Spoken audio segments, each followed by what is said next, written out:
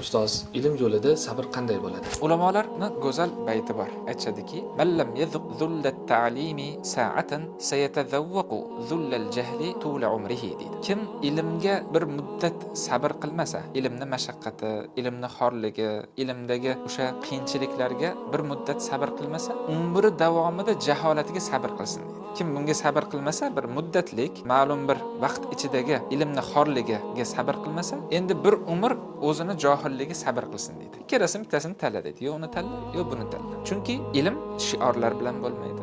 Ilm komfort bilan bo'lmaydi.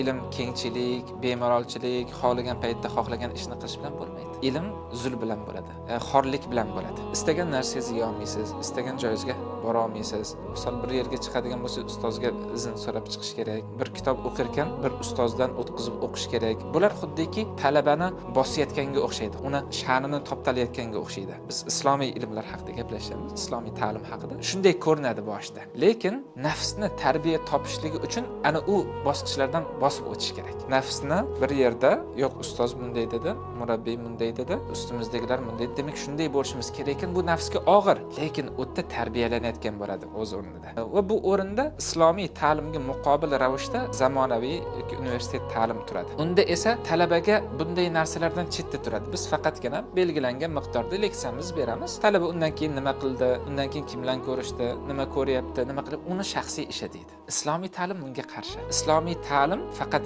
ilm emas, balki u tarbiya bilan, riyozat bilan sug'orilmasa, bu effektini bermaydi. Chunki bizga olim, lekin taqvosi yo'q, odobi yo'q, axloqi yo'q, bu ilmini tatbiq qilishlik uchun ma'rifati, tajribasi yo'q yoshlar kerak emas. Bizni ustozlar va islomiy ta'lim ikkalasini indimoja, ikkalasini bir-biriga kirishishligi bilan bo'ladi. Shuning uchun ilm xorligiga ozgina sabr qilish kerakki, hali azlikka ham yetasiz. Azlik bor albatta. Lekin bir muddat o'zimizni ana o'sha xumul deydi, tanilmaslik, ozgina nafsga qattiq turishlik, boshqa bosqichlardan bosib o'tish kerak. Ana undan keyin kishi ilm olar ekan, uni odobi bilan oladi, axloqiga, tanasiga singadi, nafsida ko'rinadi, yurish-turishlarga ta'sir qiladi u ilm. Bu ilm ana shunday. Shuning uchun ilm yo'lida sabr qilish kerak. Men hozir sizlarga aytsam, "Yo, u qiyin emas, mashaqqatli emas" desam, yolg'on bo'lib qoladi. Yo'q, mashaqqati bor va u mashaqqatni inshaalloh evazi bor. Hazrat Umar ibn Xattob aytgan ekanlar, kim dunyo azizligini istasa, ilm o'qisin. Kim oxirat azizligini istasa, ilm o'qisin. Kim ikkisini istasa, ilm o'qisin. O'shaning uchun Allohga olib boradigan ilm dunyo va oxirat azizligi. Shuning uchun